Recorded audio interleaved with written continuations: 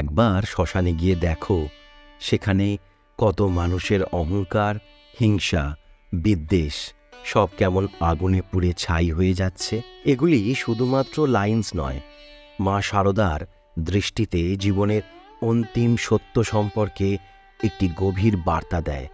মা শারদা দেবীর শিক্ষায় এই পংক্তিগুলির মূল ভাবনা হল জীবনের নশ্বরতা এবং আত্মিক উন্নতির পথে অহংকার, হিংসা এবং বিদ্বেষের অপ্রয়োজনীয়তা।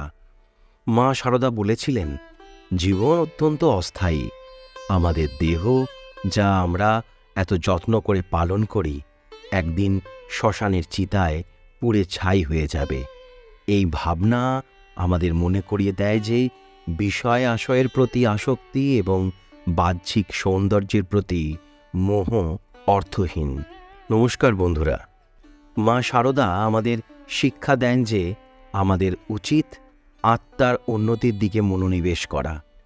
হিংসা, বিবাদ, লোভ, ক্ষোভ এই সব মানসিক অবস্থাগুলি আমাদের আত্মিক পথে বাধা দেয়। তাই এই সব নেগেটিভ অনুভূতিগুলি ত্যাগ করে আমাদের উচিত প্রেম, করুণা এবং সেবার মধ্য দিয়ে জীবনকে সার্থক করা। মা শারদা বলেছিলেন, শ্মশানে গিয়ে দেখলে বোঝা যায় মানুষের সব অহংকার, হিংসা, বিদ্বেষ কেমন আগুনে পুড়ে ছাই হয়ে যায়। এই দৃশ্য আমাদের মনে করিয়ে দেয় যে জীবনের শেষে আমাদের কর্মই আমাদের সঙ্গে থাকবে, আমাদের বাহ্যিক অর্জন নয়। স্বামী সর্বপ্রিয়ানন্দজি মহারাজ বলেন, জীবনের অস্থিরতা এবং অনিত্যতা হল হিন্দু ধর্মের মূল শিক্ষা। এই ধারণাটি বলে যে কোনো কিছুই চিরস্থায়ী নয়, সব কিছু নিয়ত পরিবর্তনশীল। এই পরিবর্তনশীলতা হল আমাদের অস্তিত্বের তিনটি মূল চিহ্নের একটি। অনিত্যতা বলতে বোঝায় যে জীবনের সব ঘটনা, সম্পর্ক এবং বস্তু অনিশ্চিত এবং অস্থায়ী। আমরা প্রায়ই ভুল করে মনে করি যে আমাদের সম্পর্ক, চাকরি, আয় এবং বাসস্থান স্থায়ী এবং নিশ্চিত। কিন্তু পরিবর্তন যখন আসে তখন হারানো, শোক, প্রত্যাখ্যান এবং হতাশার যন্ত্রণা আরও বেড়ে যায়। আমরা যা অনুভব করি তা সবই পরিবর্তনশীল। গৌতম বুদ্ধ বলেছিলেন, এই প্রপঞ্চ জগৎ কারণ এবং শর্তের উপর নির্ভর করে পরিবর্তনশীল। প্রকৃতির সৃষ্টি এবং ধ্বংসের চক্র, মানব জীবন চক্র, সম্পর্ক এবং এমনকি ইতিহাসের বিভিন্ন সাংস্কৃতিক উত্থান এবং পতন এই সব পরিবর্তনের উদাহরণ। অনিত্যতা গ্রহণ করা মানে হল জীবনের অনিশ্চিত এবং অপ্রত্যাশিত প্রকৃতি সম্পর্কে সচেতন হওয়া।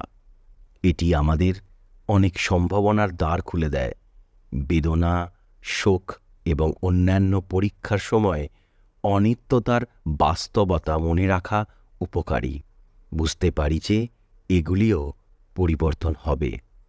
অনিত্যতার এই ধারণা আমাদের জীবনের সব কিছুকে আরও গভীরভাবে বুঝতে এবং মূল্যায়ন করতে সাহায্য করে এবং আমাদের আত্মিক উন্নতির পথে নিয়ে যায়।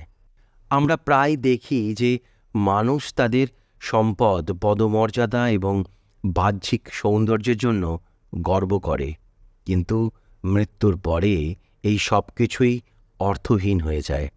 একজন ধনী ব্যক্তির মৃত্যুর পরে তার সম্পদ কোনো কাজে আসে না। একজন বিখ্যাত ব্যক্তির খ্যাতি তাকে মৃত্যুর হাত থেকে বাঁচাতে পারে না। এই শিক্ষাগুলি আমাদের জীবনে প্রয়োগ করে আমরা একটি আত্মিক এবং সার্থক জীবনযাপন করতে পারি। মা শারদার এই দৃষ্টিভঙ্গি আমাদের জীবনকে আরও গভীর এবং অর্থপূর্ণ করে তোলে।